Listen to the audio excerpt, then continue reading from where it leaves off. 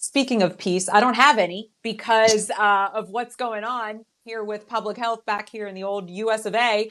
Guys, I gotta just say, like, RFK Jr. he gives me the ick on next level.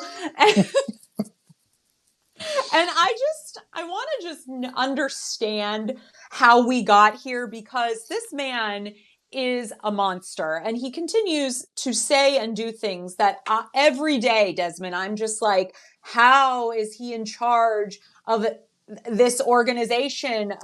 And right now, the latest thing that he's done, speaking of protecting the most vulnerable, right? The United States isn't doing that either. So why would we expect them to do this for other countries, right? At least we're being consistent in that way.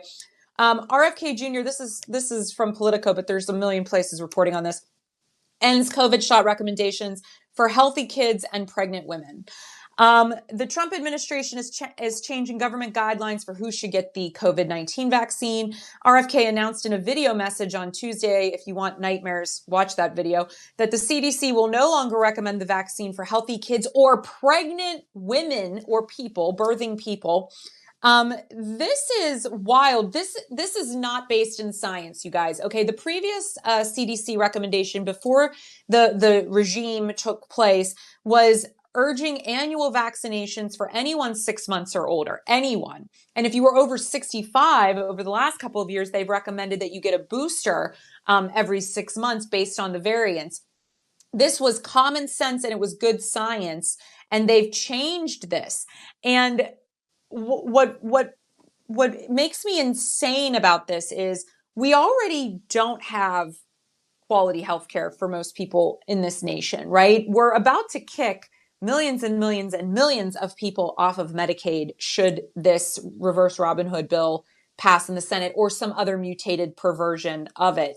But the idea that a vulnerable group like pregnant people who really could benefit from the protection of the COVID-19 vaccine, because we know the dangers, we know the documented dangers of what can happen if you are pregnant and get COVID, which include all different types of chronic health issues, as well as miscarriage, as well as your unborn fetus having developmental issues in the womb, as well as you having an increased risk of stroke, all these things. And now they're saying that one of the most vulnerable groups should not be receiving this vaccine, and it won't be recommended, which means it won't be covered by insurance. And then on top of it, you have the fact that we don't have a director right now. We don't have an actual CDC director, and the NIH RFK director running the CDC. Right. I mean, he'd like to. Is that what's happening there? Yeah, I guess. But the National Institutes of Health Director, Dr. Jay Bhattacharya, he made some off-the-wall remarks earlier. I think it was just today or yesterday, about the conspiracies around where COVID started, to the point where a lot of people at the NIH walked out his talk on this. Guys, the inmates are running the asylum. I mean, it's just, we've entered a new level of terror. And I don't think we're responding enough to it, because once again, it's almost like we're in a boxing match and we're just getting punched over and over and over so many times and so quickly, we can't even get back up to throw a swing back. That's how I feel like we are behaving right now with public health. We can't even get up to fight because they just keep hitting us. And I don't know where this leads, other than a lot of people getting sick and dying, because we at the same time have a new variant circulating that's coming from China. It has landed in New York. It's landed in a bunch of states already around the country, and it is incredibly transmissible. So we have waning immunity. We don't have an updated COVID shot. And now this, and just add a little cherry on the top, we don't have a flu shot prepared for flu season. The flu kills people. Like, this to me is, I think this is just, we have mass murderers on the loose, and they've taken the form of running our public health spaces. And I, for one, am furious. And I'm not exactly not sure what we are supposed to do other than I've called my senators. I will continue to call them. And I've written a letter to the FDA about providing robust COVID supports and the need to continue those. But beyond that, I don't know what we're supposed to do, Desmond, and I'm starting to like lose it. It does not make any sense to me that you would remove recommendations. I mean, what are they at the end of the day? You are just saying that, like you should probably take this to protect yourself from a potential airborne virus that can come into contact with you at any time, anywhere. It doesn't really make a whole lot of sense to me. And again, we've had this conversation the last time, but I think it's still relevant. Obviously, you never know who watched both videos here. But what I was saying about this previously was, what does not make any sense to me is, has the science changed?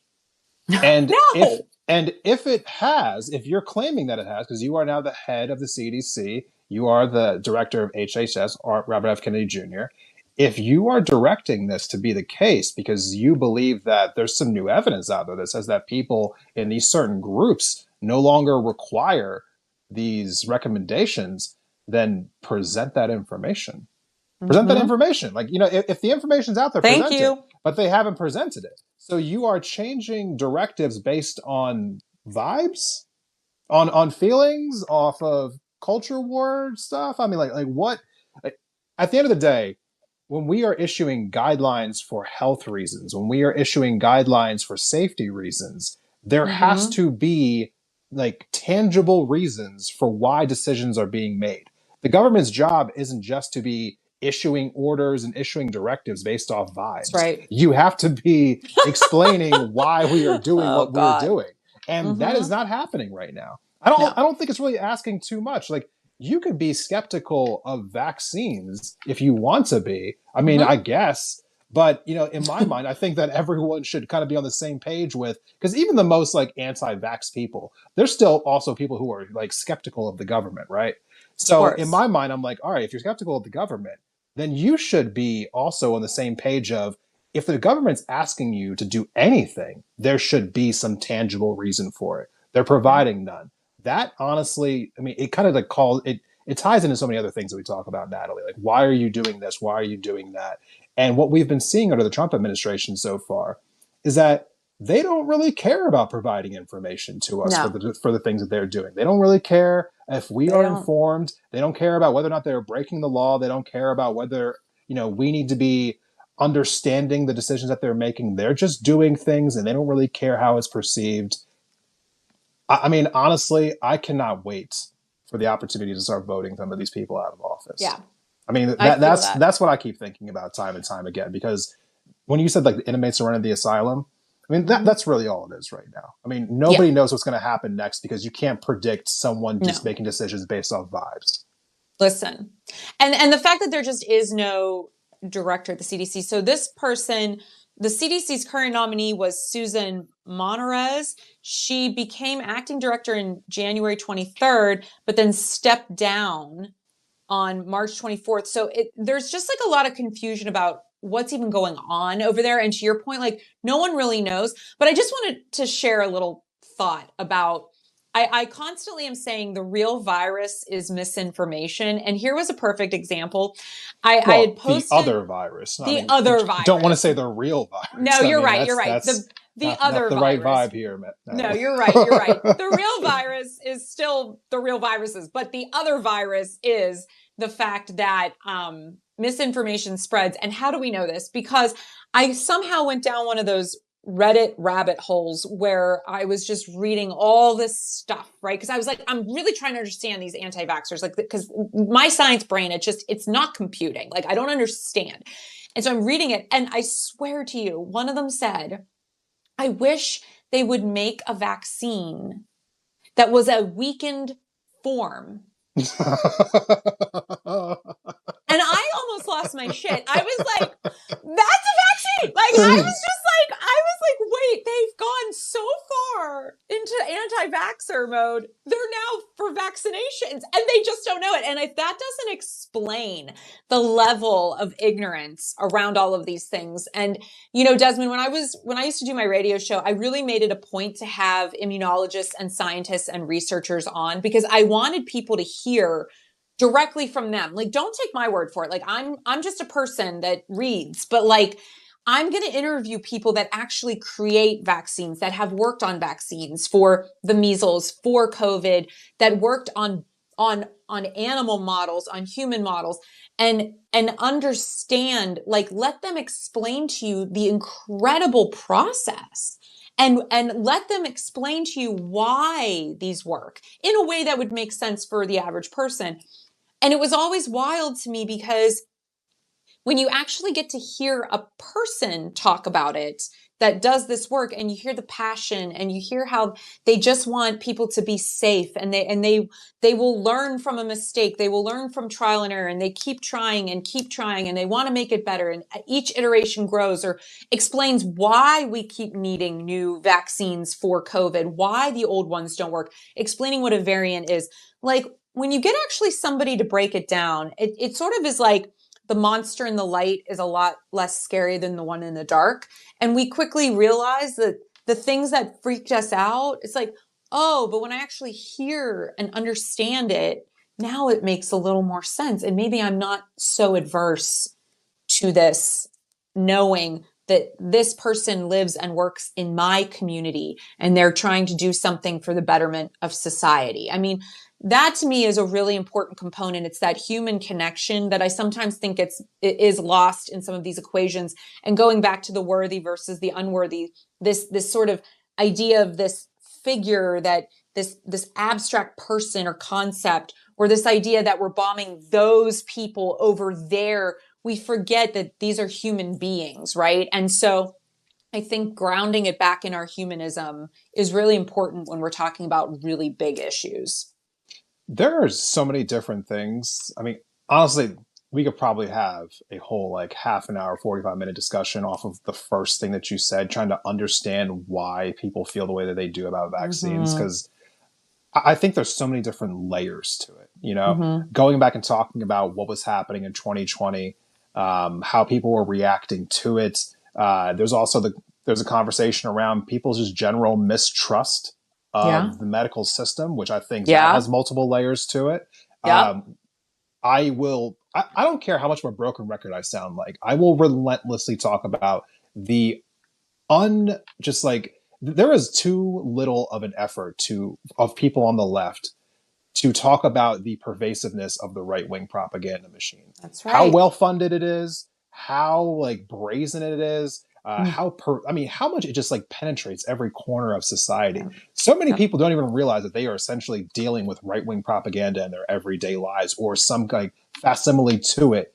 And it is one of the biggest obstacles we face with so many issues in society. You have billionaire funded propaganda networks that are able to just throw out conspiracy theories like wildfire, and then everyone ends up buying it, or should I say everyone, but everyone on their end of it ends up buying it. And then we are having these nonsensical conversations in our everyday lives, and we can't figure out, where did this come from? That's usually where it comes from. You know, the Daily Wires of the world, the Tim Pools of the world, the Tucker Carlsons, the Candace Owens, the Fox Newses, like, these people are able to just lie without any repercussions. And these things just have a giant ripple effect through our society. I mean, all they have to do is be like, hey, I'm just asking questions, bro. I'm just asking questions. That's all I'm doing. I'm just asking questions. And the next thing you know, millions of people are just asking questions about why vaccines need to be taken at all. And here we are. Amen to that. I will just end on this as we're wrapping up here. There's this book called Don't Think of an Elephant, and I read it during George W.'s first term, and it was about framing of media. That's how long and pervasive this issue's been. Because what's the thing you think of when you say don't think of an elephant? You think of an elephant, right? And the right has done this really well. Even when I used to talk about the abortion issue, with people that were anti-abortion, instead of saying anti-abortion, I would say pro-life. Well, now I've framed it in their framing. So anything I say is automatically not going to work.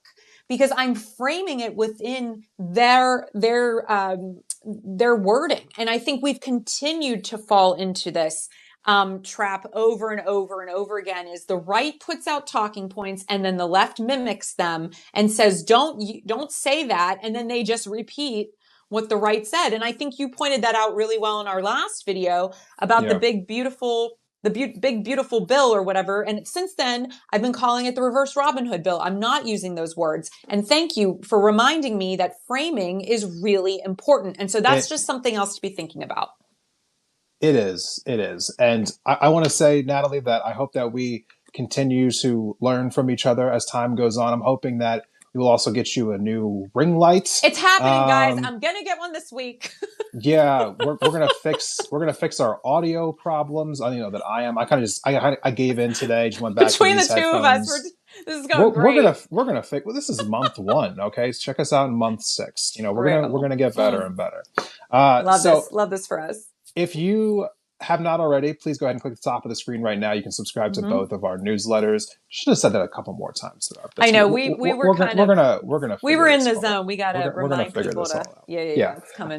So this is a little outro here. I have been reposting these videos with a little bit of extra editing to my YouTube channel. So if you are not already, please subscribe to the YouTube channel. If you're watching this on YouTube right now on the playback, definitely subscribe to the channel. So, Natalie, hopefully we'll be getting her, on YouTube at one of these points in the not too distant future.